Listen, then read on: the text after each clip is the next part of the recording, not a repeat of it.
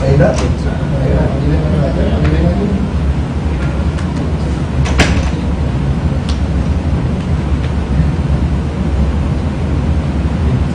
Sini aja Pak, sini. Sini. Lagi pinggir, double di pinggir. Itu nyata Mas sedikit. Ya ada. Double sendiri Pak. Iya. Aduh.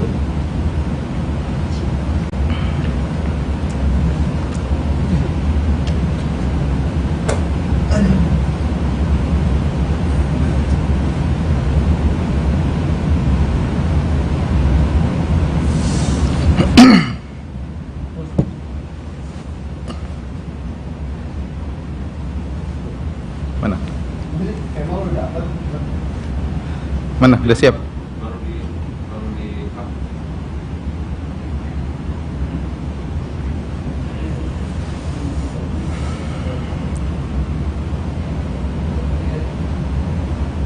Ini jalanan Pak Ustaz. Kenapa? Alhamdulillah.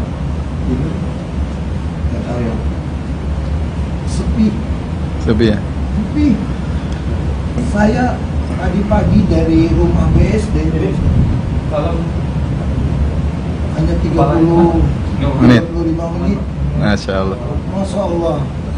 Jadi, aduh, kayak apa ya? Kadang-kadang sedih. Ya, lihat itu sedih juga. Udah siap belum? Siap. Mungkin aja.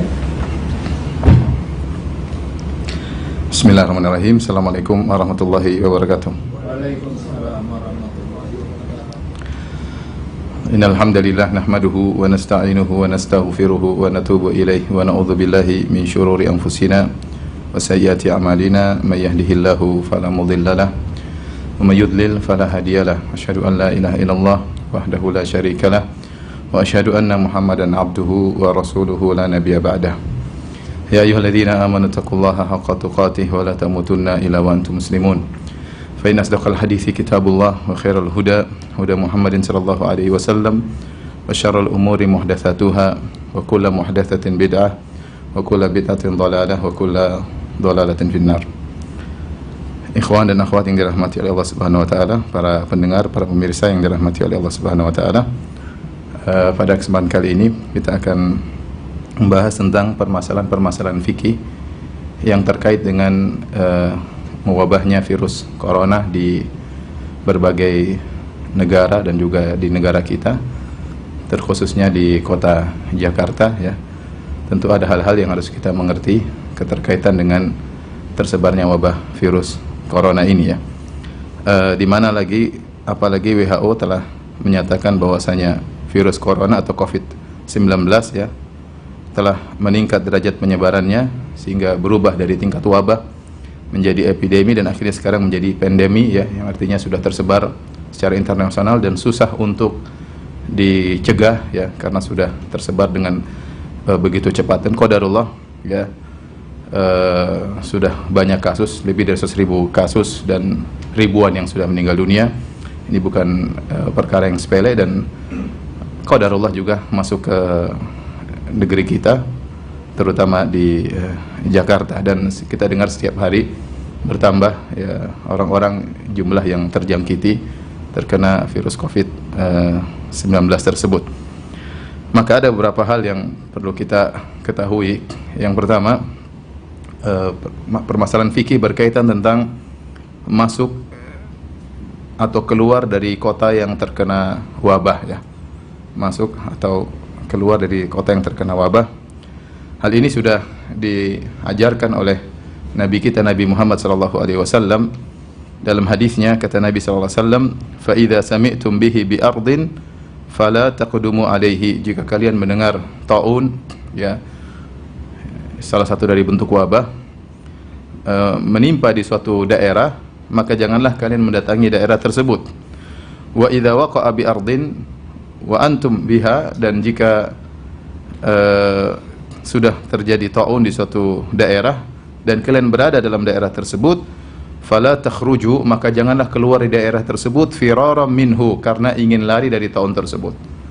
Jadi kata Nabi SAW, kalau kalian mendengar ada taun satu daerah, maka jangan datangi daerah tersebut, dan jika kalian berada dalam daerah tersebut, jangan keluar dari daerah tersebut karena ingin lari dari taun tersebut. Maka yang pertama yang berkaitan dengan hadis ini, ya, seorang kalau mendengar suatu daerah terkena wabah, maka jangan dia ke situ, jangan dia ke situ. Ini sebagai bentuk pelaksanaan dari hadis Nabi SAW agar dia tidak, di antara hikmahnya agar dia tidak tertular, agar dia tidak tertular. Ini daerah sudah wabah, ya, banyak orang terkena penyakit corona di situ, maka jangan dia datang ke daerah tersebut. Dan Nabi SAW telah bersabda, firra minal majdzum firaraka minal asad, larilah engkau dari orang terkena penyakit kusta sebagaimana engkau lari dari singa, ya. Nabi sampai menyuruh orang lari dari penyakit menular seperti firaraka minal asad, seperti kau lari dari singa. Berarti ini kesungguhan, ya. Namanya orang kalau ketemu singa dia pasti takut dan dia pasti berusaha lari sejauh-jauhnya. Ini menunjukkan Nabi serius dalam hal ini, ya, karena ada hukum sebab akibat. Di antara akibat terjadinya penyakit adalah dengan sistem penularan, ya, dengan sistem penularan, semuanya dengan takdir Allah Subhanahu wa taala, ya. Tetapi di antara sebab terjadi Allah memberikan penyakit kepada sebagian orang dengan sistem penularan. Oleh karenanya Nabi menyuruh kita untuk ikhtiar untuk kabur dari sumber wabah, ya. Firra minal majdzum firaraka minal asad, kata Nabi, larilah dari sumber penyakit tersebut sebagaimana kau lari dari singa. Ini menunjukkan serius, tidak dianggap sepele. Nabi larang tidak boleh masuk dalam daerah tersebut, ya. Dan sesuai dengan ayat-ayat dan hadis-hadis, di antaranya Allah Subhanahu wa taala berfirman, wala tulqu bi aidikum ila tahlukah, janganlah kalian menjerumuskan diri kalian dalam kebinasaan, ya. Allah larang. Kalau kita tahu itu berbahaya, kalau kita tahu itu bisa menimbulkan kebinasaan, maka jangan ke area tersebut, ya. Ini yang pertama, dari orang luar maka jangan masuk ke area wabah, ya. Dan kalau kita mau praktekkan seperti sekarang, jika memang kondisi Jakarta sudah parah, ya, sudah pemerintah memandang atau pihak-pihak yang terkait yang mengerti tentang akan hal ini memandang bahwasanya Jakarta sudah harus lockdown misalnya, ya, dan semisalnya, maka tidak boleh ada orang datang ke sini. Orang luar jangan masuk ke sini, ya, tidak boleh masuk ke area sini.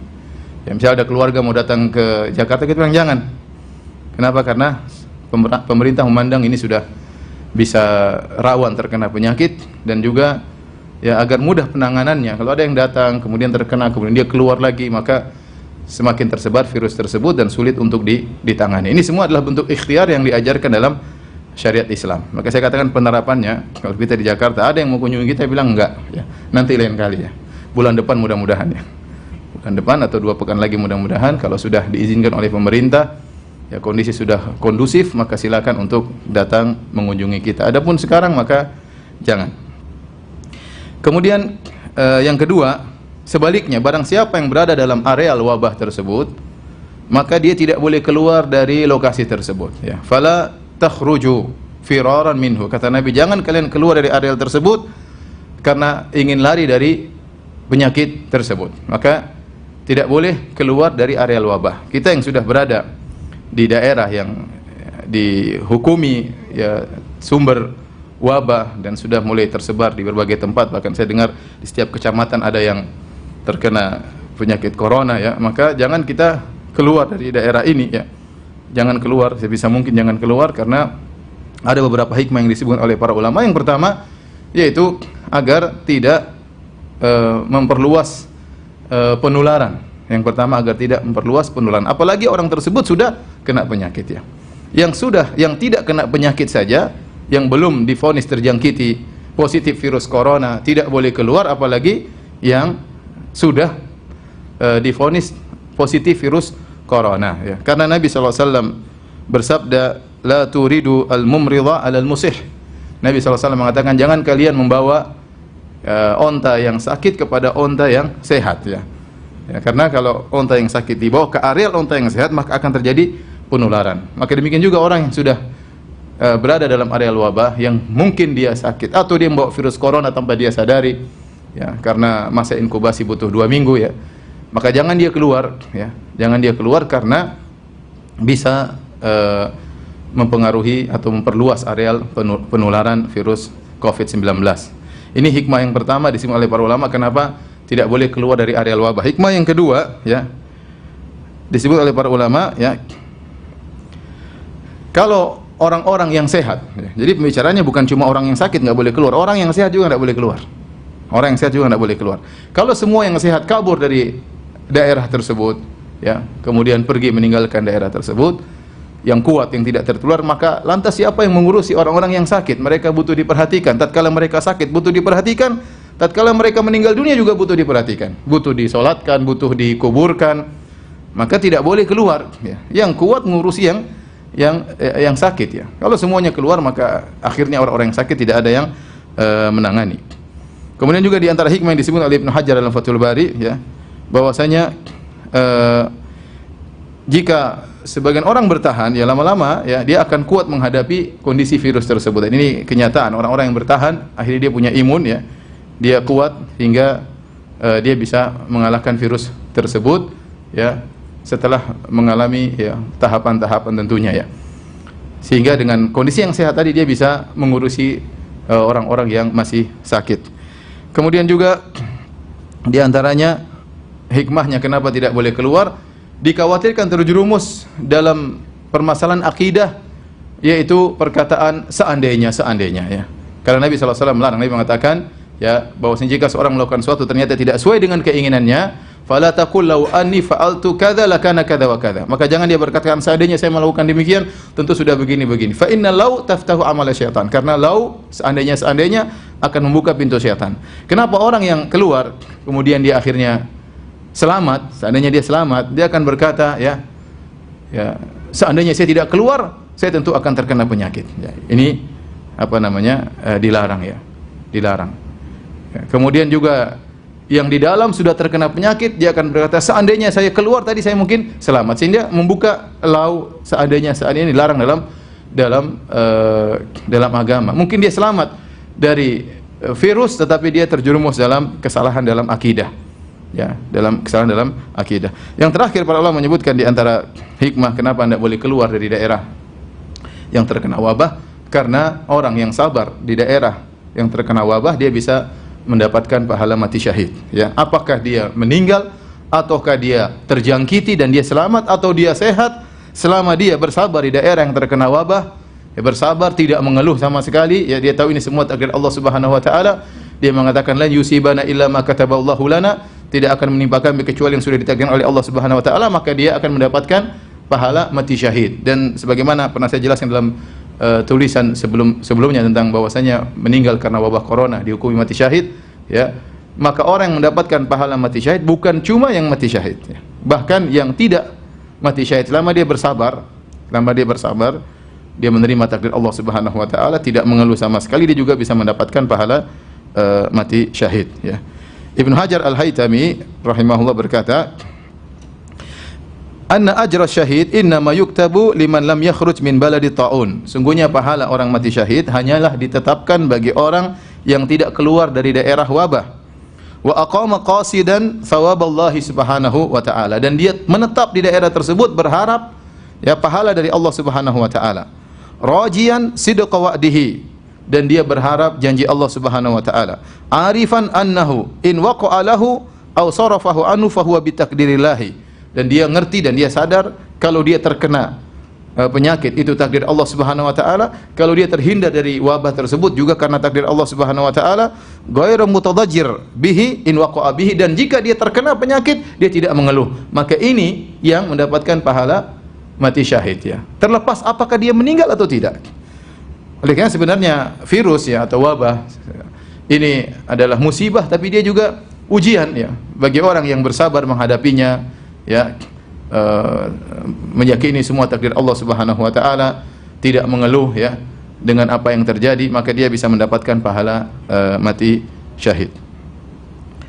Bahkan Nabi SAW menghukumi orang yang keluar dari areal wabah karena ingin lari dari virus tersebut, dari wabah tersebut, maka dihukumi dengan dosa besar, seakan-akan dia lari dari medan pertempuran.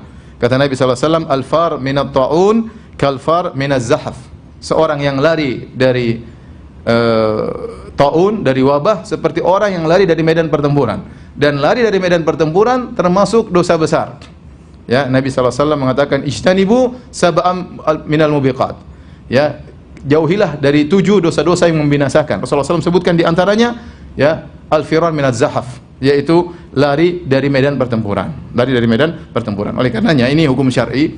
Kalau daerah kita sudah ya terkena divonis oleh pemerintah misalnya ini daerah wabah ya, dan mulai tersebar wabah, kita nggak boleh keluar. Kita nggak boleh keluar ya. Kalau keluar karena takut penyakit tersebut, lari dari apa? Lari dari medan pertempuran. Dosa besar. Dosa besar ya. Bersabar kalau kita selamat ya. Dengan izin Allah kalau kita terkena dan kita sabar, kita mendapatkan pahala mati syahid ya. Baik, berikutnya yang dilarang lari dari lokasi wabah adalah jika dia keluar dari daerah wabah tersebut karena ingin menghindar dari penyakit. Karena ingin menghindar dari penyakit. Nabi SAW mengatakan firaran minhu, yaitu dia fala takhruju firaran minhu. Jangan dia keluar dari daerah tersebut karena ingin kabur dari wabah tersebut. Tetapi kalau dia keluar karena ada keperluan lain, kata para ulama enggak mengapa. Contoh, ternyata dia keluar, misalnya kita di Jakarta terjadi wabah sudah di mana-mana. Kita keluar bukan karena ingin kabur dari penyakit, tapi karena ada keperluan, misalnya menjenguk orang tua kek atau apa kek ya, atau ada pekerjaan yang memang sudah dijadwalkan dan kita masih bisa keluar bukan karena takut dari penyakit ya, maka tidak termasuk dalam larangan tersebut kata para ulama. Dan itu yang Maha tahu hanyalah Allah Subhanahu wa taala. Ya, kita keluar ya pingin kabur atau ya dengan cari-cari alasannya pingin kunjungi orang tua, ternyata pingin apa? Kabur dari wabah, maka ini tidak diperbolehkan oleh Nabi sallallahu alaihi wasallam ya. An-Nawawi berkata, "Ammal khuruj li 'aridin fala ba'sa bihi." Adapun seorang keluar dari daerah wabah karena ada keperluan, maka tidak mengapa ya. Wattafaqu ala jawazil khuruj bi syughlin wa gharadin ghairil firar. Dan Imam Nawawi rahimahullah berkata, para ulama sepakat boleh seorang keluar dari daerah wabah ya karena ada keperluan ya atau karena pekerjaan, selama bukan karena ingin lari dari penyakit. Kalau ingin lari dari virus, maka dia terjerumus dalam dosa besar. Baik. Hadirin dan hadirat yang dirahmati Allah Subhanahu wa taala, berikutnya jika ternyata wabah sudah merajalela, tersebar di seluruh kota, misalnya di Jakarta sudah jadi kota wabah. Di Bandung juga sudah jadi kota wabah. Sudah di mana-mana orang sudah terkena wabah. Kata para ulama, maka tidak mengapa bolak-balik keluar masuk antara Jakarta dengan Bandung, karena hukumnya sudah sama-sama kota apa? Wabah ya. Tidak mengapa. Dia ada keperluan ke Jakarta, ke Bandung, selama masih dua. Seandainya ternyata 3 kota semuanya sudah dihukum sebagai kota wabah ya, pusat wabah, maka berpindah-pindah dari kota tersebut tidak jadi masalah ya. Karena dia bukan lari ke tempat yang sama juga terkena wabah ya. Beda kalau dia pergi ke kota D yang ternyata tidak ada penyakit dalam rangka untuk lari dari wabah, maka ini yang diharamkan ya. Oleh karenanya Ibnu Hajar Al-Haytami rahimahullah berkata, "Lau amma iqliman lam yahrumil khuruj min ba'dhi qurahu ila ba'dhin li'annahu la firara hina idin albattah." Seandainya wabah sudah meliputi seluruh negeri ya, maka tidak mengapa seorang berpindah dari satu kota ke kota yang lainnya dalam negeri tersebut, karena sudah tidak dihukumi dengan kabur dari penyakit, karena semuanya areal sudah penyakit ya. Makanya sekarang mungkin orang bertanya, "Ustaz, bolehkah kita pergi dari Jakarta?" Ya, kalau ternyata kota kita sudah dihukumi sebagai kota sumber wabah, hukum asalnya nggak boleh kita keluar, kecuali tadi ada keperluan yang benar-benar keperluan, bukan untuk lari dari penyakit. Misalnya, "Ustaz, saya ingin pergi ke pantai mana ya sama keluarga." Buat apa? Ya buat melarikan diri ya nggak boleh. Buat liburan misalnya ya, lihat apa liburan sana ya. Kalau kamu keluar ke sana dan ingin balik lagi ya lain cerita, karena ada keperluan berarti ya. Tapi kalau lari ke sana karena ingin kabur dari penyakit, maka hukumnya haram.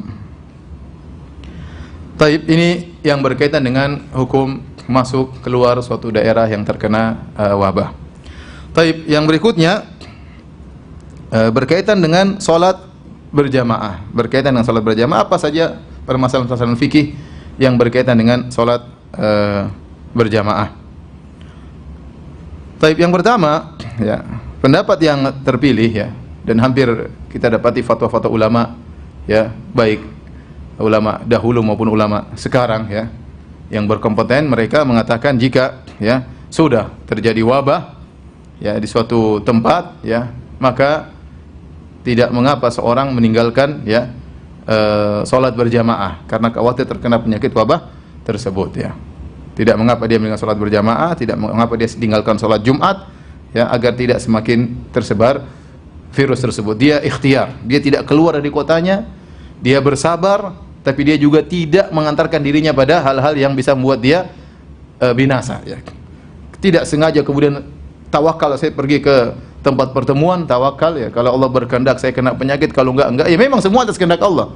Tapi Nabi kan berkata, firra minal majzum firaraka minal asad, kaburlah engkau dari sumber penyakit ya, sebagaimana kau lari dari apa? Singa. Maka segala hal yang bisa mengantarkan kita kepada penyakit, maka kita jauhi. Dan sekarang para ahli kesehatan sudah mengatakan di antara tempat-tempat yang mudah terjadi penularan, tempat-tempat keramaian. Tempat-tempat keramaian ya, apalagi kita berdesak-desakan, maka virus dengan mudah untuk berpindah. Dan ini bukan suatu hal yang diduga-duga ya, belum tentu. Enggak, kita sudah lihat kejadian mudarat yang benar-benar terjadi. Tatkala tidak diindahkan hal ini, maka terjadilah apa yang terjadi ya. Ya, terjadi dengan mudah cepat seperti di Wuhan ya, karena ada acara pertemuan ya, hari raya atau apaan, sehingga mudah sekali tersebar di antara mereka ya. Kemudian misalnya di Iran ya, mereka sok-sok tawakal ya, kita lihat di video di YouTube, kita tawakal, enggak apa-apa ke sini ya. Kita tidak akan, tetap saja kita akan ziarah ke kuburan wali-wali mereka, dan mereka mengungkapkan hal itu di dalam YouTube. Jadi seakan-akan sudah kita tawakal, kita mau beribadah dengan gaya mereka tentunya. Akhirnya terjadi apa yang terjadi? Ya, tahu-tahu ratusan meninggal, ya, ribuan orang terkena ya. Jadi maksud saya, kekhawatiran tersebut bukan kekhawatiran yang mengada-ngada, bukan. Kekhawatiran yang benar-benar terjadi. Kalau kita lalai dan kita cuek aja, kita bilang nggak ada masalah, semuanya keluar, apa yang terjadi? Maka penularan semakin cepat, dan kalau sudah penularan semakin cepat, kita semakin sulit untuk menghadapi. Maksud saya, sebagian orang mengatakan itu kan hanya kekhawatiran. Iya, itu kalau mungkin di kampung kamu. Tapi kalau di Jakarta yang sudah dilihat oleh pemerintah, gubernur juga sudah bicara, mereka bicara omong kosong ya, mereka bicara asal ngomong saja. Mereka sudah melihat hal ini harus dikerjakan supaya mudah menangani penularan virus yang begitu cepatnya luar biasa. Yang begitu cepatnya luar biasa. Sampai sebagian pejabat sudah kena. Ya, maka jangan bilang ini hanya ketakutan. Ini kenyataan, bukan ketakutan ya. Bukan ketakutan. Maka kita disuruh untuk menghindar dari kemudaratan. Kata Nabi SAW, la darar wala dirar. Jangan seorang menjerumuskan diri dalam kemudaratan, dan jangan beri kemudaratan kepada orang lain ya. Jangan beri kemudaratan kepada orang lain. Oleh karenanya pendapat yang benar ya, bahwasanya berdasarkan dalil-dalil, seorang kalau khawatir terkena penyakit ya, atau khawatir menularkan penyakit ya, maka dia boleh tidak sholat Jumat dan tidak sholat berjamaah. Kita saja nggak tahu kita sedang berpenyakit atau tidak, karena masa inkubasi berapa? 2 minggu. Katanya sekarang virusnya semakin jago, bisa jadi masa inkubasinya bisa lebih panjang. Kalau bisa jadi kita berpenyakit, kita sentuh orang, akhirnya kita beri mudarat kepada orang lain ya. Kita tidak apa-apa, tapi dia apa-apa. Ternyata dia tua, kita sehat, virus tidak bisa melawan kita, tapi orang tua ini akhirnya meninggal dunia. Makanya perlu kerjasama rame-rame antara penduduk Jakarta, harus mengerti akan hal ini, memikirkan dirinya dan memikirkan keluarganya dan memikirkan orang lain. Memikirkan orang lain. Karena kalau sudah penularan sudah begitu luas, maka rumah sakit tidak mampu untuk menangani. Sehingga akhirnya banyak akan meninggal dunia berdasarkan pengalaman yang ada, yang sudah terjadi di negara-negara tetangga ya. Kemarin kasus seperti di Malaysia, Anda dapat berita bahwasanya banyak kejadian karena misalnya pertemuan di masjid.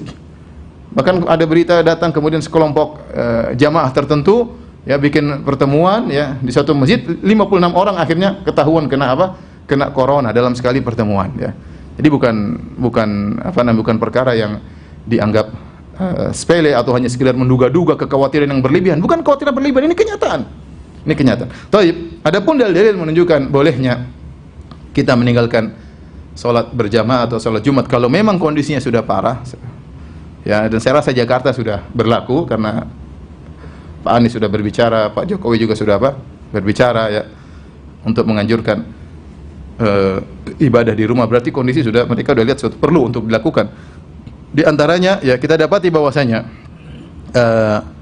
kewajiban berjamaah bisa gugur kalau ada hal-hal yang menghalangi. Contoh hujan. Kalau hujan kita boleh tidak pergi ke masjid ya. Contohnya angin kencang. Para ulama masih dalam buku fikih mereka. Contohnya seorang sakit ya, seorang sakit ya. Dia tidak pergi ke masjid ya. Bahkan wahal, becek, misalnya becek kemudian sulit ke masjid, maka tidak usah ke masjid. Kalau hujan saja boleh orang tidak ke masjid, yang kalau kita kena hujan kita mati atau tidak? Tidak mati. Kita tidak mati. Kalau kita keluar becek, baju kita kotor-kotor, kita mati? Enggak mati. Ya, itu saja bisa membuat orang untuk tidak sholat berjamaah. Apalagi penyakit yang ada, yang enggak kelihatan ya, tapi ada, yang bisa saja terkena siapapun ya dalam keramaian-keramaian tertentu ya. Maka kekhawatiran tersebut tidak mengapa membuat seorang boleh untuk tidak sholat berjamaah. Di sini ada dua kaidah yang ingin saya sebutkan.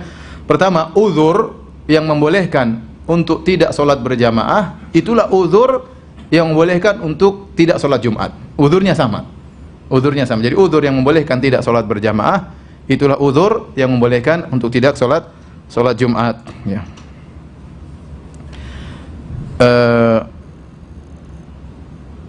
Dikatakan dalam buku Madzhab Syafi'iyah, a'dzarun fi tarkil jamaah ya a'dzarun fi tarkil jum'ah. Uzur-uzur untuk meninggalkan salat berjamaah dialah uzur untuk meninggalkan salat Jumat. Ya, fala tajibul jum'atu ala khaifin ala nafsihi. Maka tidak wajib Jumatan bagi orang yang khawatir tentang dirinya. Khawatir dirinya terkena kemudaratan ya. Entah mungkin ada musuh, entah apa, takut terkena penyakit misalnya. Au malihi, atau khawatir suatu keburukan menimpa hartanya. Wala alaman fi tariqihi matar, demikian juga orang yang di jalan menuju masjid ada hujan, maka tidak mengapa dia salat di rumah, tidak harus salat Jumat dan tidak harus salat apa? Salat berjamaah.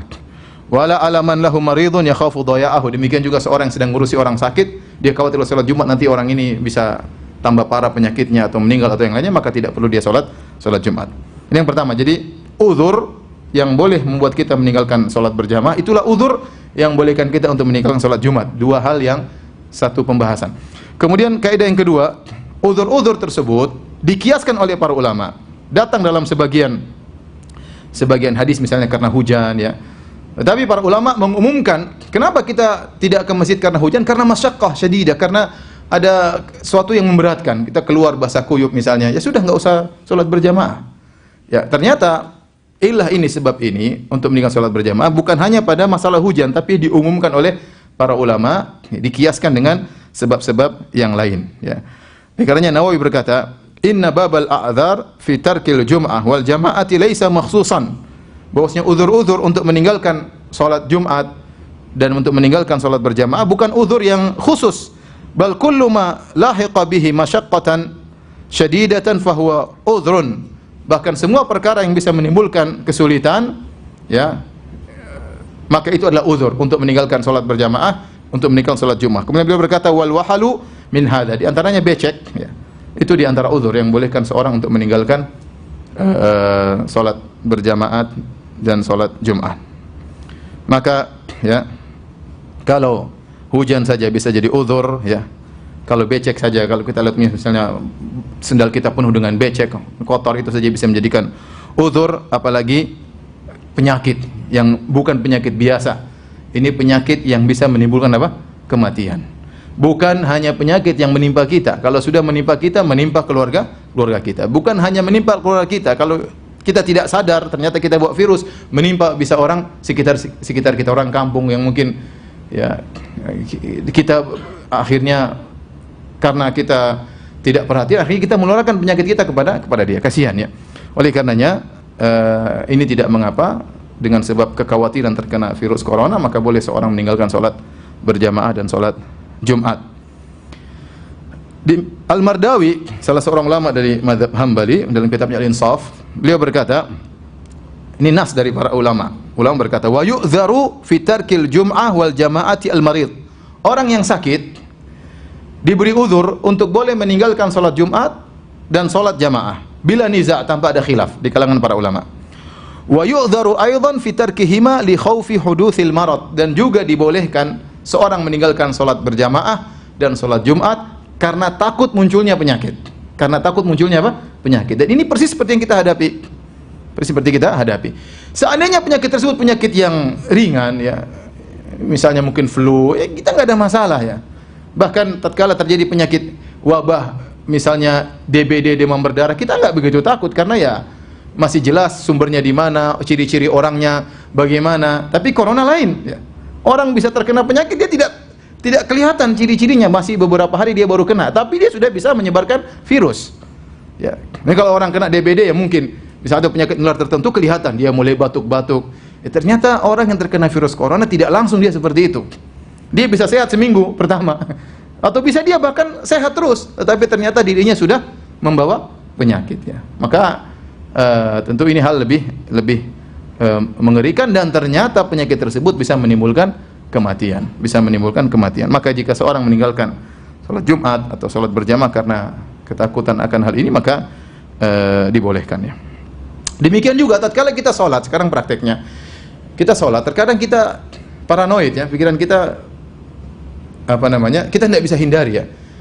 Misalnya saya ngisi pengajian terakhir malam Jumat kemarin di salah satu masjid di Bekasi, rame orang, lantai 1 rame, lantai 2 rame, lantai dasar rame. Ya udah, malam Jumat kemarin saya takbir Allahu Akbar, sebelah batuk. Waduh. Ya saya mau santai aja tapi susah juga. Kemudian sebelah kiri lagi batuk. Kemudian belakang saya, ya saya tawakal, tapi terpaksa tawakal, sudah mau diapain? Mau liburkan pengajian sudah nggak bisa. Ya udah, tapi maksudnya tetap saja ada pikiran apa? Terganggu, kita kekhawatiran itu ada. Ya kalau Nabi SAW mengatakan la salata li hadrati ta'am, tidak ada salat berjamaah kalau makanan sudah hadir. Kenapa? Karena khawatir tidak khusyuk. Makan dulu kata Nabi SAW. Wala wa huwa yudafil akhbathan, orang yang menahan buang air besar, buang air kecil, menahan angin, maka tidak ada salat berjamaah baginya, suruh buang hajat dulu. Kenapa tidak ada salat berjamaah baginya? Karena dia khawatir apa? Terganggu pikirannya, terganggu, tidak khusyuk. Apalagi kemudian kita salat was-was dalam diri kita. Ya, was-was dalam syariat tidak membani kita untuk seperti ini. Untuk kemudian nekat ya. Meskipun was-was, tapi saya katakan, saya berbicara tentang diri saya saja ya, tetap saja ada apa? Was-was ya. Sebelumnya ya, sekitar 4 minggu yang lalu saya pergi ke Singapura ya. Sudah ada orang terkena virus. Saya pergi ke Johor, sudah ada orang kena virus corona di sana. Tapi saya tidak ada paranoid ya, karena saya maksudnya belum separah yang disebutkan sudah ada orang-orang kena penyakit corona.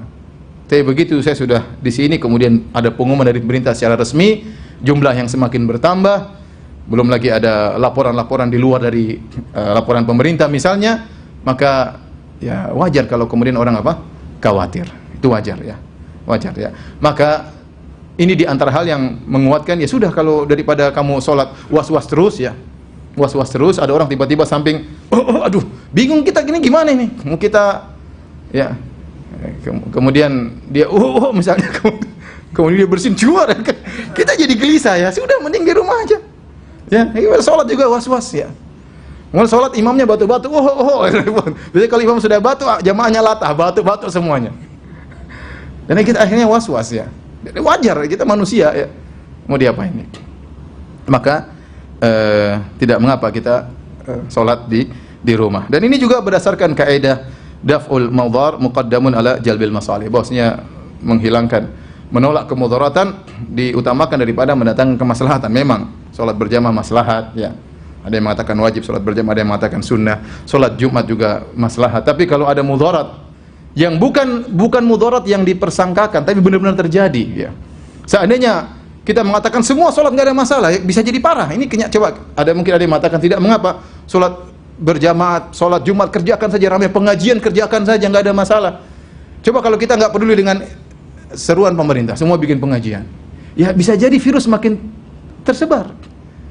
Ya. Kamu aja penakut, saya enggak. Ya kalau kamu saja misalnya bikin pengajian mungkin enggak parah, tapi kalau semua orang tidak mengindahkan anjuran pemerintah, saya bikin pengajian sehari 3 kali, rame sana rame sini rame, ustadz yang fulan lagi, yang ustadz lain juga demikian, sholat berjamaah rame terus, ya benar, khawatir kenyataannya, dan sudah terjadi di negara lain ya. Saya dapat Malaysia, di antara sebab terjadi penyebaran virus adalah di masjid-masjid ya. Ada saya bilang tadi, pertemuan kelompok orang bikin pengajian akhirnya terkena terkena virus. Ini terjadi ya. Maksud saya kekhawatiran itu bukan kekhawatiran yang mengada-ngada, tapi benar-benar terjadi dan sudah terjadi di negara-negara tetangga kita. Dan bisa saja, waliyadzubillah, bisa saja kita juga mengalami seperti apa yang mereka rasakan. Baik, alhamdulillah ada fatwa dari ulama Al-Lajnah Ad-Daimah yang dikeluarkan pada tanggal 7 Rajab 1441 Hijri atau 12 Maret 2020 berkaitan dengan fatwa-fatwa tentang orang-orang terkena berkaitan dengan corona. Ya, kita tahu di Saudi belum separah seperti Kuwait, ya. Itu pun pemerintah Arab Saudi kemudian langsung menutup orang-orang tidak boleh umrah. Ya. Kita nggak bilang kemana orang Saudi, kenapa nggak tawakal, biarkan saja orang umrah, nggak bisa. Ini perkaranya nggak gampang. Bayangkan kalau pintu umrah dibuka, meskipun dengan pemeriksaan yang ketat. Karena masalahnya tadi saya katakan, orang kena corona tidak mesti nampak dia tanda-tandanya. Dia mungkin kelihatan sehat, dia tidak bersin. Ternyata tubuhnya kuat, imunnya kuat, virus corona nggak bisa apa-apa. Tapi dia bawa. Kemudian dia umrah, singgol sama orang macam-macam. Kemudian Mekah menjadi sumber wabah. Apa kata dunia? Apa kata orang-orang non-muslim misalnya? Lihat Mekah sebagai sumber apa? Sumber penyakit. Maka saya bilang pemerintah Arab Saudi serius, itu bagus ya. Ya, kita juga termasuk orang-orang yang tidak bisa umrah. Padahal saya punya jadwal umrah, di depan ada 3 jamaah. Semua menerima karena mereka tahu apa yang tindakan yang diambil oleh pemerintah Arab Saudi sudah benar. Padahal mereka tidak ramai, maksudnya tidak terjangkiti seperti kita. Seperti di Jakarta, tidak seperti di Kuwait, ya. Kalau di Kuwait sudah parah, ya, sampai salah seorang ulama bernama Syekh Utsman Khamis, ya. Beliau sempat menyampaikan pengajian beberapa minggu sebelumnya. Beliau mengatakan sudah bertawakal, tidak apa-apa kita ke masjid, nggak ada masalah, jangan khawatir, yang penting kita berdoa. Kemudian beliau cabut pernyataan beliau beberapa hari lalu. Beliau cabut, beliau mengatakan kita ikut pendapat para majelis ulama di Kuwait, tidak boleh ada yang ke masjid. Beliau cabut. Kenapa? Kondisi semakin apa? Semakin parah. Maka saya katakan hukumnya tidak sama mungkin Jakarta dengan tempat lain.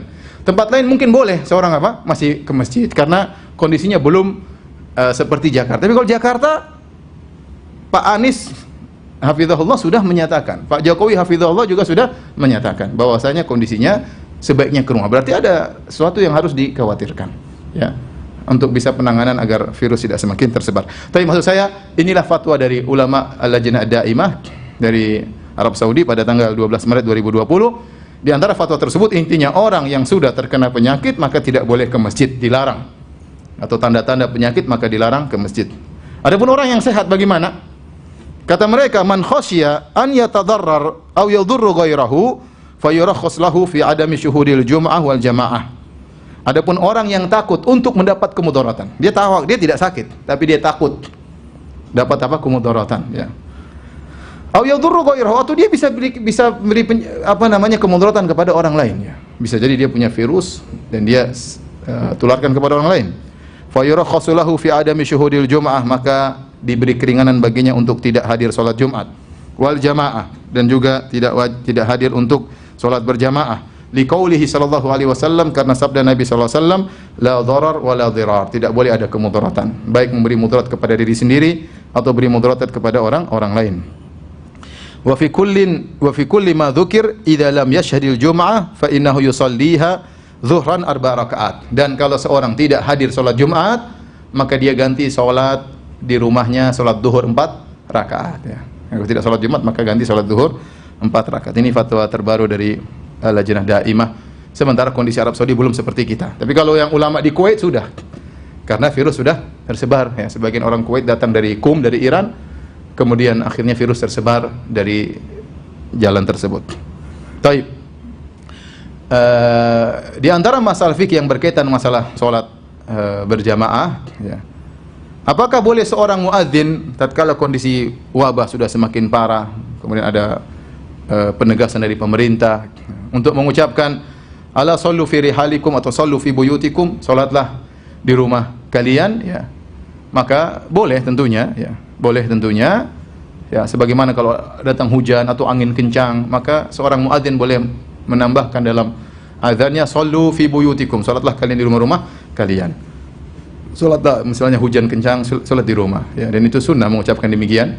Demikian angin kencang atau sesuatu yang berbahaya, sallu fi buyutikum, salatlah di rumah-rumah kalian, ya. Maka demikian juga kalau sudah wabah dikhawatirkan, ya, dengan berkumpul di masjid bisa menimbulkan perkumpulan apapun, ya, mau di masjid mau dimanapun, ya, bisa menimbulkan penularan, maka tidak mengapa seorang muadzin mengucapkan sallu fi buyutikum. Saya ingatkan lagi bahwa ini hukum berbeda satu kota dengan kota yang lainnya. Mungkin misalnya kota di mana, di Lombok ya, tentu tidak sama Jakarta. Mereka belum apa-apa, silakan jalankan kegiatan seperti biasanya ya. Karena yang bisa menentukan itu parah atau tidak pemerintah. Ya, mereka yang punya peralatan dan punya sistem untuk mengetahui ini sudah pada tingkatan berbahaya atau tidak, perlu melarang masyarakat untuk berkumpul atau tidak. Kita tinggal taat kepada apa? Pemerintah. Kalau pemerintah mengatakan sudah hindari perkumpulan, ibadah di rumah masing-masing, ya kita kerjakan saja. Apalagi MUI ternyata juga sudah mengeluarkan apa? Fatwa. Kemudian di antara permasalahan fikih, bolehkah salat memakai masker? Ya. Hukum asal salat memakai masker atau menutup mulut, ya, atau menutup mulut begini, salat sambil diam atau dengan menutup sesuatu di mulut, hukum asalnya makruh, ya. Dalam satu hadis Rasulullah SAW melarang an yughtiya rajulu fahu, melarang seorang menutup mulutnya tatkala sedang salat. Apa hikmahnya? Khilaf di kalangan para ulama mazhab. Ada yang mengatakan seperti ulama Hanafiyah, maksudnya orang yang beribadah sambil menutup mulut seperti orang-orang Majusi, dan kita dilarang untuk bertasyabbuh meniru orang Majusi. Ya. Kemudian juga ada yang mengatakan ini adalah bentuk gulu, berlebih-lebihan dalam ibadah. Makanya wanita juga kalau sholat jangan pakai cadar, ya. Ngapain sholat pakai cadar? Ya sudah, kalau sholat buka cadarnya, kecuali di depan para lelaki yang bukan mahramnya, dia boleh sholat pakai cadar karena ada keperluan. Tapi kalau di rumah jangan pakai cadar. Bentuk gulu fiddin, berlebih-lebihan, ekstrim dalam beragama. Sebagian ulama lagi mengatakan sholat sambil menutup wajah adalah bentuk takabur, kesombongan. Intinya ini illah, sebab yang disebut oleh para ulama ada 3 selama saya baca tadi. Pertama karena tasyabuh dengan orang-orang Majusi yang beribadah sambil menutup mulut. Yang kedua adalah berlebihan dalam agama. Yang ketiga adalah takabur, bentuk sombong dalam beribadah.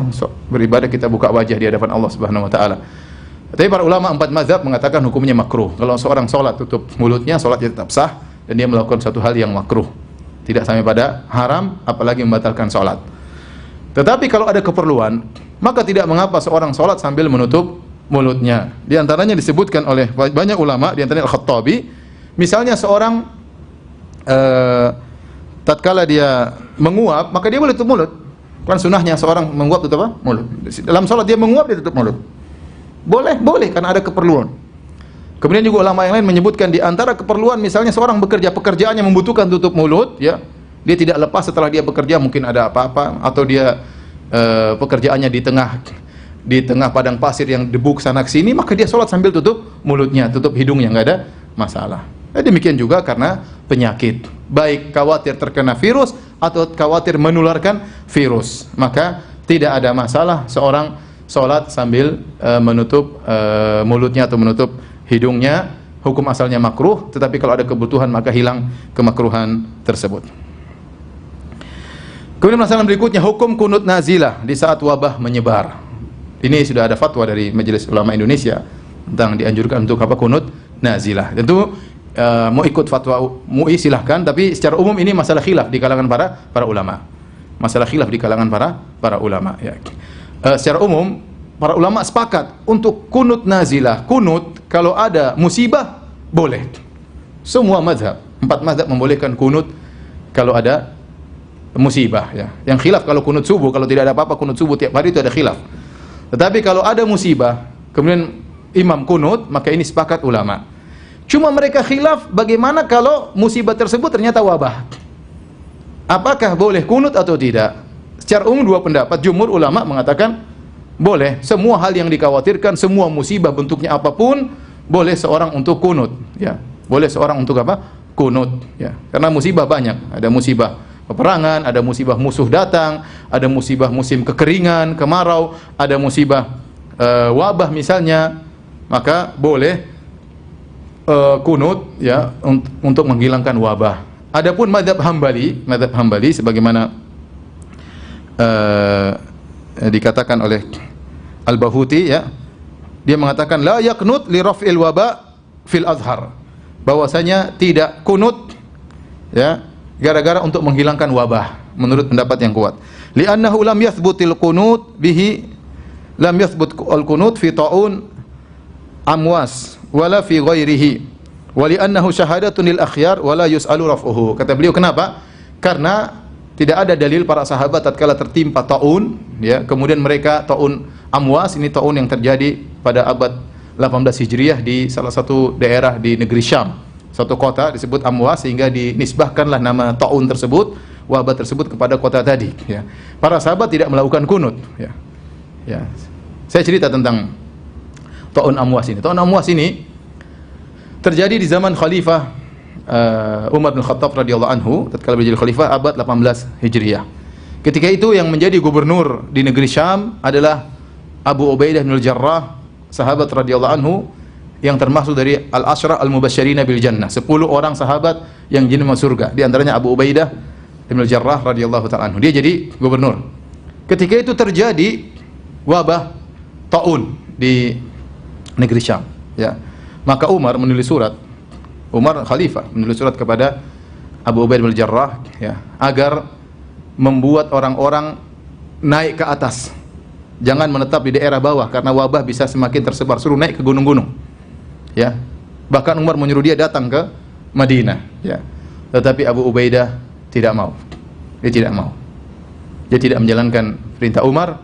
Bahkan dia belum terkena wabah, dia berdoa. Ya, sungguhnya ini wabah, ya. Dan dia berkata, as'alullaha an yuksim minhu li hadzan li, ya. Kata dia, ya aku berdoa kepada Allah agar aku terkena wabah tersebut. Karena ini adalah mati syahid dan dia kena wabah. Akhirnya Abu Ubaidah bin Al-Jarrah meninggal dunia. Kemudian digantilah dengan gubernur berikutnya Mu'adz bin Jabal radhiyallahu anhu, sahabat yang mulia juga. Kemudian terkena wabah lagi. Sama daerah tersebut di negeri Syam terkena wabah. Maka Mu'adz bin Jabal sama, dia berdoa, dia khutbah di hadapan rakyatnya, di hadapan orang-orang. Dia berkata, aku berdoa kepada Allah agar wabah ini mengenaiku dan mengenai keluargaku. Dan ternyata dia kena wabah. Kayak ingin apa? Mati syahid. Dia kena wabah dan kemudian kena, dua istrinya juga kena, anaknya juga kena. Sampai disebutkan sebelum dia meninggal dia melihat tangannya, dia mengatakan, aku ingin keluar dari dunia tanpa ada sedikit pun dunia di tanganku. Dan akhirnya meninggal dunia. Kemudian diganti dengan gubernur yang ketiga Amr bin Al-As radhiyallahu ta'ala anhu. Amr bin Al-As radhiyallahu anhu ketika datang wabah, dia punya sikap yang lain. Dia sama dengan Umar bin Khattab radhiyallahu anhu, maka dia menyuruh para orang-orang masyarakat untuk naik ke gunung-gunung, ya. Dia mengatakan, sungguhnya wabah ini yashta'il ishti'alan nar, bahwasanya wabah ini menyala seperti nyala api. Pergilah kalian ke gunung-gunung, ya, ke gunung-gunung agar wabah tidak mengenai. Akhirnya mereka naik ke gunung. Mereka tidak ke kota yang lain, tapi menghindar ke gunung-gunung. Akhirnya wabah tersebut diangkat oleh Allah Subhanahu wa taala dan kabar ini sampai kepada Umar bin Khattab dan Umar tidak mengingkari. Artinya Umar membenarkan perbuatan siapa?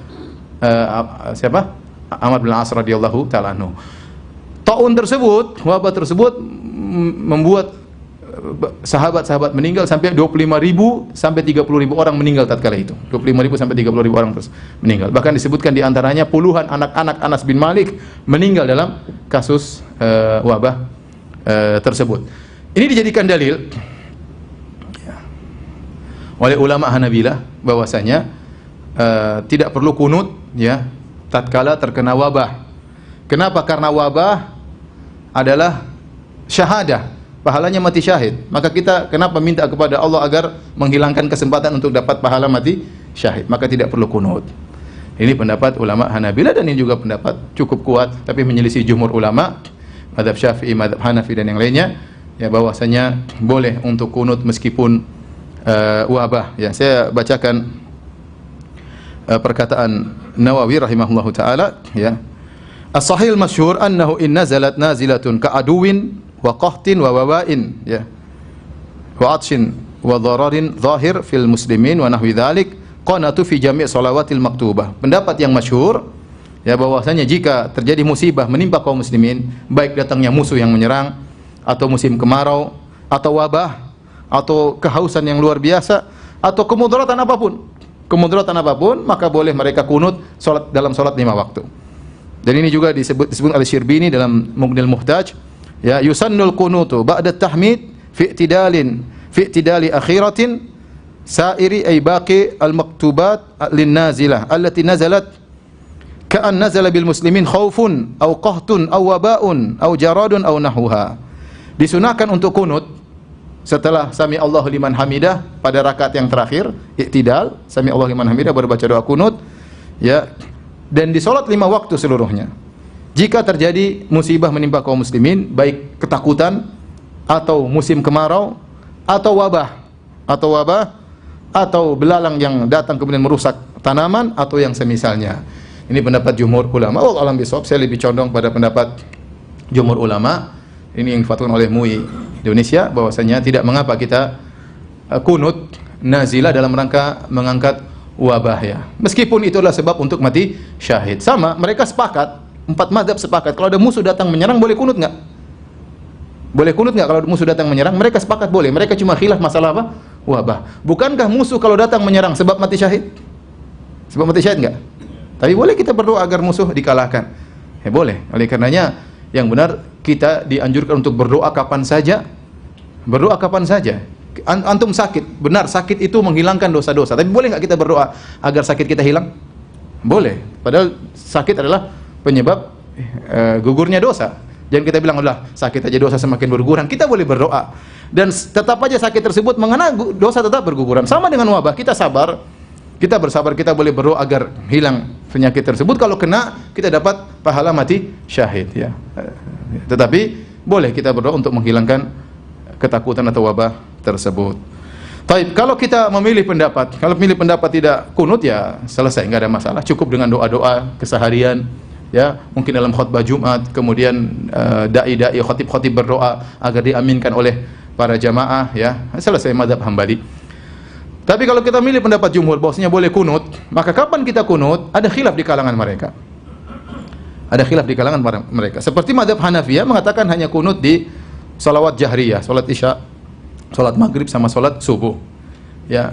Adapun mazhab Syafi'i, mazhab Hambali, ya, kalau kunut nazilah boleh seluruh salat kecuali salat Jumat. Kata mereka Jumat enggak perlu kunut karena imam khatib sudah berdoa di mimbar, jadi enggak perlu kunut.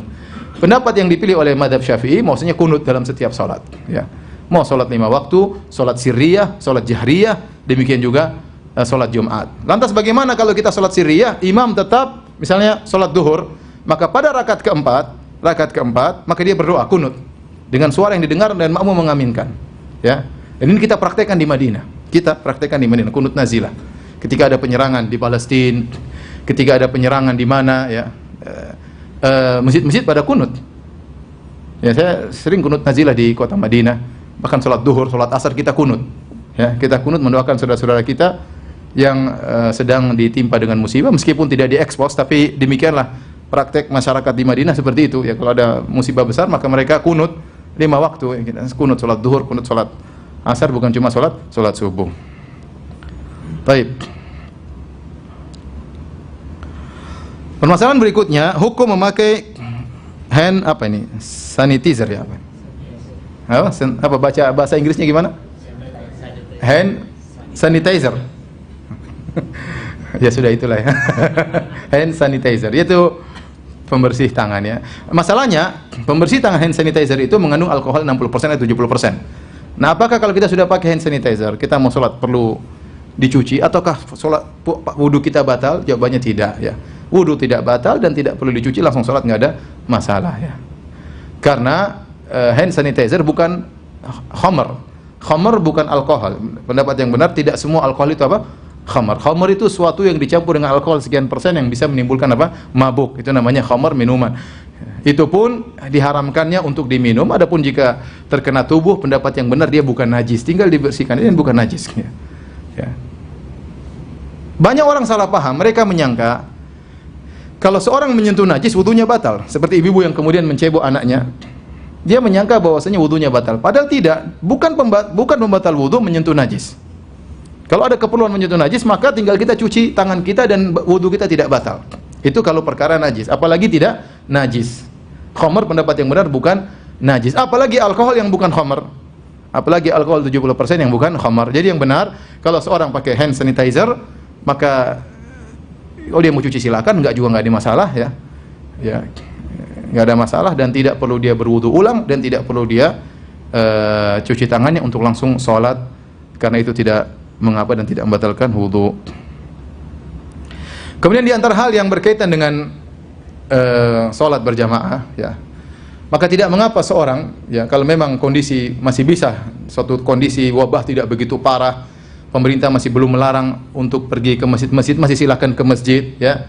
Ini setiap kota berbeda tergantung tingkat penyebaran wabah. Maka tidak mengapa sholat di masjid, ya. Tidak harus tempel apa? Kaki. Tidak harus tempel kaki, tidak harus berdekatan. Kita tahu sunnahnya sholat berdekatan, ya. Sunnahnya sholat berdekatan. Tapi kalau dalam kondisi wabah seperti ini, maka tidak mengapa seorang mengambil jarak, ya. Seorang mengambil jarak dalam sholatnya jika memang kondisinya sudah mengharuskan demikian. Jika tidak, maka kita kembali hukum asal, yaitu kita dempet. Rasulullah SAW senang sholat makmumnya dalam kondisi apa? Rapat. Namun jika sudah divonis bahwasanya kota tersebut ada wabah yang mungkin untuk menular, maka tidak mengapa kita mengambil jarak dalam sholat. Ya, ini lihat situasi dan kondisi, ya. Dan ini lengketnya orang dalam sholat itu bukan rukun sholat, ya, bukan syarat sholat. Seandainya kalau ditinggalkan, ya, ada khilaf apakah wajib atau sunnah. Apakah wajib atau sunnah? Kalau wajib pun ditinggalkan karena ada sesuatu, tidak ada masalah. Apalagi hanya sunnah, ya, ditinggalkan karena suatu keperluan, maka tidak jadi masalah, ya. Ini kalau dalam kondisi demikian. Kalau tidak ada apa-apa, maka kita kembali kepada hukum asal, kita sholat dalam kondisi merapatkan saf. Kemudian yang terakhir tentunya kita mengurangi kegiatan, ya, yang di situ ada pertemuan banyak orang, ya, karena virus corona ini penyebarannya luar biasa dan sangat cepat, ya, dengan sangat cepat. Orang ikut rapat satu ruangan bisa kena semua, ya. Ya, sangat mudah. Ini tidak ada yang mengingkari akan hal ini, ya. Oleh karenanya segala hal yang memungkinkan timbul pertemuan, maka kita hindari, kecuali benar-benar di screening, kita sudah saling mengenal, ya, maka tidak mengapa, ya. Dan apa namanya, tidak harus kita berjabat tangan, ya. Ketemu, ya, sudah. Tidak perlu kita salam begini, nggak perlu, ya. Nggak perlu kita salam kaki, nggak perlu kita salam, nggak perlu.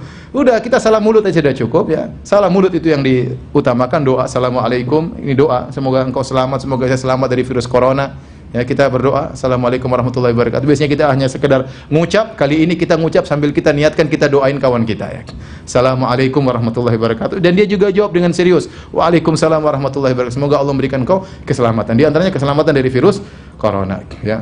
Adapun jabat tangan sunnah, ya, kalau ternyata tidak bisa dilakukan, maka tidak mengapa, ya. Ditinggalkan karena ada kekhawatiran dan yang lainnya. Tapi di akhir pengajian saya ingin sampaikan bahwasanya, ya, tentu ini hal yang menyedihkan bagi kita semua, ya. Siapa yang tidak ingin sholat di masjid berjamaah? Siapa yang tidak ingin dapat pahala 27 kali lipat? Saya sedih, pengajian saya libur semua, ya. Ya, semua orang sedih, ya. Saya tidak bisa umrah. Ya, 3 grup jamaah saya semua, ya, jamaah pertama 90 orang, yang kedua sampai 400 orang, ya, gagal semua, ya. Yang ketiga wallahu alam bisa berangkat atau tidak, ada hampir 60 orang. Ya, saya juga pingin tawaf, saya juga pingin berdoa di Masjid Nabawi, saya juga pingin berdoa di depan Ka'bah. Semuanya sedih. Pengajian saja libur, saya pun sedih. Tapi bagaimana lagi, ya. Tetapi hal yang membuat kita menghibur diri kita adalah sabda Nabi sallallahu alaihi wasallam dalam Sahih Bukhari, "Idza maradal abdu aw safar kutiba lahu ma kana ya'malu minhu muqiman sahihan." Kata Nabi sallallahu alaihi wasallam, jika seorang sakit atau dia bersafar, maka tetap dicatat bagi dia pahala yang biasa dia kerjakan tatkala dia sehat, tatkala dia tidak bersafar. Maksudnya bagaimana? Misalnya kalau kita sehat, kita biasa pergi sholat berjamaah. Tatkala kita sakit, tidak bisa sholat berjamaah, tetap kita dapat pahala sholat berjamaah. Biasanya kalau kita tidak safar, kita sholat malam, kita sholat qobliyah, ba'diyah. Tatkala kita safar, nggak sempat kita sholat malam, nggak sholat qobliyah dan ba'diyah, tetap saja kita dapat pahala seakan-akan kita sedang sholat malam, seakan-akan kita qobliyah dan ba'diyah. Maka saya katakan, orang yang kebiasaannya sholat berjamaah di masjid, yang kebiasaannya sholat Jumat, yang kebiasaannya hadiri pengajian, ya, yang biasanya kalau ketemu dengan kawan-kawan berjabat tangan dengan penuh kemesraan, maka mudah-mudahan pahala mereka terus mengalir, ya. Pahala mereka terus mengalir. Dan kita mudah-mudahan cuma libur 2 minggu atau maksimal 1 bulan, mudah-mudahan. Kalau kita bekerja sama rame-rame, ini bisa dihadapi dan tidak, dengan izin Allah, tidak berkepanjangan. Tapi kalau kita semua cuek, sehingga penularan semakin berpindah-pindah, sehingga tidak bisa kita batasi 2 minggu. Karena kalau kita tidak, akhirnya ada yang baru kena lagi, butuh 2 minggu lagi dia. Ada yang kena lagi setelah 2 minggu, butuh lagi 2 minggu, akhirnya berkepanjangan. Tapi kalau kita rame-rame berusaha menjalankan arahan dari pemerintah, ya, dan insya Allah mereka serius, ya, tidak, ini berdasarkan data-data yang mereka miliki, ya, maka mudah-mudahan dalam 2 minggu, 3 minggu, sebulan, ya, kegiatan kita yang sekarang kita liburkan, ya, kebahagiaan yang biasanya kita rasakan, ya, bisa kembali lagi, ya. Dan ini adalah ujian dari Allah Subhanahu wa taala. Kita ingat kepada Allah Subhanahu wa taala, wala nabluwannakum bi syai'in minal khaufi wal ju'i wa naqsin minal amwali wa anfusi wath thamarat wa basyirus sabirin. Kata Allah, sungguh kami akan menguji kalian dengan sedikit, ya, kurangnya harta, kurangnya hasil bumi, buah-buahan, meninggalnya sebagian orang-orang yang dicintai, ya, sedikit ujian, tidak banyak, maka wasyirus sabirin, berilah kabar gembira kepada orang-orang yang sabar. Maka di akhir pengajian ini saya ingatkan kepada diri saya sendiri sebagai pemateri dan juga kepada para pemirsa sekalian untuk bertakwa kepada Allah Subhanahu wa taala. Silakan, ya, selain kita berusaha ikhtiar dengan sebab duniawi, materi, ya, dengan menghindari tempat-tempat keramaian, kemudian juga dengan menggunakan hand sanitizer misalnya, dan hal yang lain yang tidak berjabat tangan. Jangan lupa sebab paling utama adalah sebab ukhrawi, yaitu berdoa. Jangan lupa doa zikir pagi petang, kemudian doa-doa spesial tentang corona atau penyakit seperti Allahumma inni a'udzubika, ya, min sayyi'il asqam. Ya Allah, aku berlindung kepada Engkau dari apa? Sayyi'il asqam, penyakit-penyakit yang buruk, ya. Seperti Allahumma inni a'udzubika min munkaratil akhlaq wal a'mal wal ahwa wal adwa. Ya Allah, aku berlindung kepada Engkau dari munkaratil adwa, dari penyakit-penyakit yang mungkar, yaitu yang mengerikan, yang tidak biasanya, ya, seperti wabah dan yang lainnya, ya. Kemudian juga doanya diantaranya Allahumma inni a'udzubika, ya, min ya Allah, aku berlindung kepada Engkau min zawali ni'matik wa tahawul afiyatik wa fuji'atan nikmatik wa jami'i sakhatik. Yang artinya Allah, aku berlindung kepada Engkau dari hilangnya kenikmatan yang Kau berikan kepadaku, kenikmatan sehat, kenikmatan wa tahawul afiyatik, dan aku berlindung kepada Engkau dari perubahan sehat menjadi apa? Sakit, ya. Kita berlindung kepada ini di antara doa-doa khusus spesial selain zikir dan pagi dan petang untuk bisa menyelamatkan kita dari corona. Dan jangan lupa silakan baca tulisan Syekh Abdul Razak hafizahullah taala tentang 10 sebab untuk terhindar dari corona. Di antaranya kita bertakwa kepada Allah. Sungguhnya, ya, apapun yang terjadi, kalau kita qadarullah, ternyata la qadarullah, ternyata kita terkena penyakit corona, kita bersabar kemudian meninggal, toh mati syahid. Lihat para sahabat tadi, bahkan mereka ingin meninggal karena apa? Penyakit wabah, ya. Ya. Kita tidak iman seperti mereka mungkin. Tidak berdoa, ya Allah, kenakanlah aku corona. Kita enggak seperti mereka, ya. Ya. Tetapi kalaupun terkena, kita bersabar, ya. Kita enggak tahu kalau kita hidup lebih panjang, apakah kebaikan yang kita lakukan atau kemaksiatan yang kita lakukan. Maka apapun yang terjadi, apa kita sehat ataukah kita terkena penyakit, kita bersabar kepada Allah Subhanahu wa taala dan jangan menggampangkan masalah-masalah ini, kemudian meremehkan, ya. Oh, tenang, penyakit ini nggak bisa kena Indonesia orangnya kuat-kuat misalnya, ya. Jangan karena kita sudah makan beras misalnya atau apakah makan pete makanya kita nggak bakalan kena. Nggak usah gitu-gitu, serahkan kepada Allah, ya. Nggak usah kita sesumbar akhirnya terjadi apa yang terjadi, bahkan pejabat pun kena, ya. Berarti kondisinya bukan sepele, ya. Kalau pejabat udah kena, ya, kemungkinan memang bisa juga kena, ya. Ini saja mungkin Allah alam bisawab yang bisa sampaikan. Ada yang bertanya, saya persilahkan.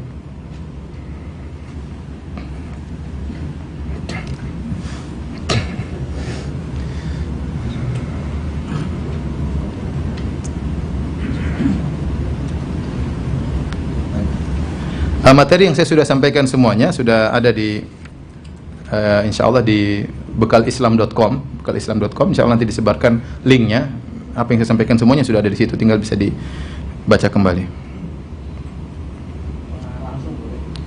Ya.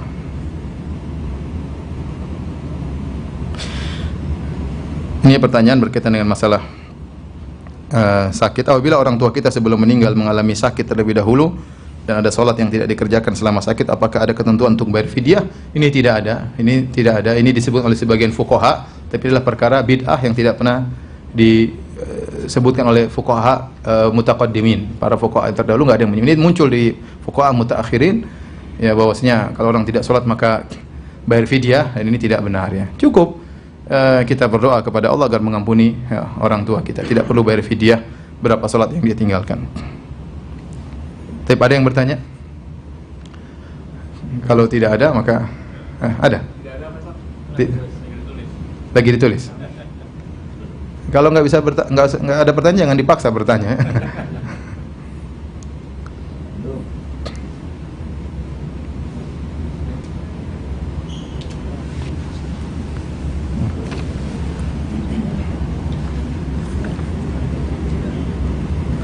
Ustadz, bagaimana kalau mayat meninggal karena corona? Bagaimana cara pengurusannya? Ya itu kembali kepada, saya kurang tahu, tapi bagaimana pihak kesehatan menghadapi kasus seperti ini. Jelas dikubur ya, bukan dibakar ya. Jelas siapa dikubur. Mungkin perlu penanganan khusus, misalnya dimasukkan dalam plastik tertentu atau apa, nggak ada masalah. Ini darurat semuanya ya.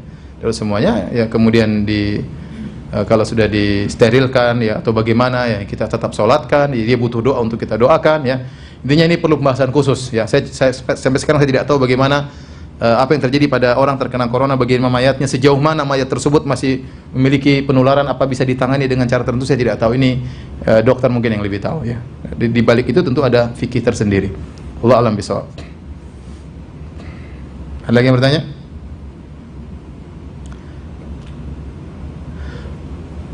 Kalau tidak ada, demikian saja. Semoga Allah menjaga negeri kita dari penyakit-penyakit bahaya.